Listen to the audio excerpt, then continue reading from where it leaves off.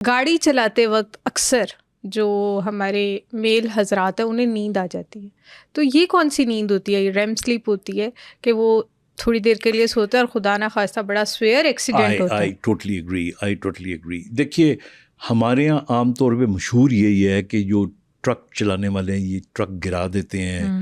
اکثر آپ کو دیکھا ہوگا رستے میں ہائی ویز پہ آپ جائیں تو زیادہ تاثر یہی ہے کہ وہ لوگ ہوتے ہیں جو نشہ کرتے ہیں، اور اس میں کئی حد تک صداقت بھی ہے کہ لمبے لمبے سفر کرنے ہوتے ہیں، چرس پی لی، کوئی اور نشہ کر لیا، تو وہ نشے کے غلبے کے اندر یہ گر جاتے ہیں. لیکن ایک ریسرچ ہمیں یہ بتاتی ہے کہ اس سے بھی زیادہ ایک خطرناک چیز ہے، اور وہ خطرناک چیز کو سمجھنے کے لیے آپ کو 1 سے 1.5 منٹ میری اس بات کو غور سے سننا پڑے گا.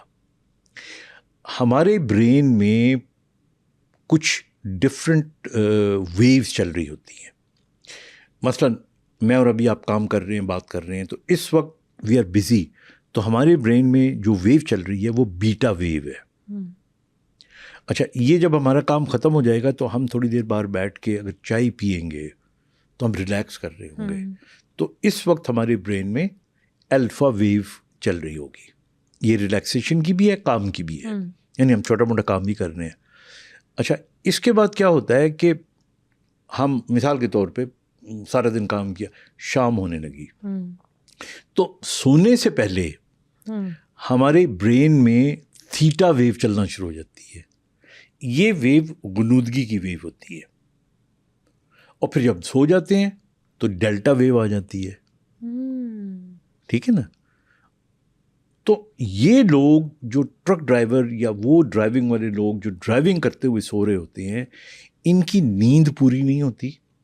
نیند ان کو آ رہی ہوتی ہے، سونا یہ چاہ نہیں رہے ہوتے، غنودگی کے عالم ہوتے ہیں، اور اس میں یہ تھیٹا ویو جو ہوتی ہے نا، یہ اس کے حصار میں جب ہوتے ہیں تو اس کے اندر آپ کا برین تھوڑا کنفیوز ہوتا ہے، کریٹو بھی ہوتا ہے، کنفیوز بھی ہوتا ہے. It's a view of creativity also اس کو کہتے ہیں.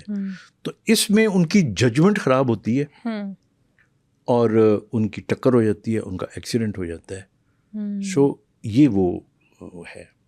اچھا، اسی طرح جس طرح میں 4 ویوز کی بات کی، ایک گاما ویو بھی ہوتی ہے، جو جب برین ہمارا ہائیسٹ پیک پہ کام کر رہا ہوتا ہے تو پھر یہ برین ویو چلتی ہے.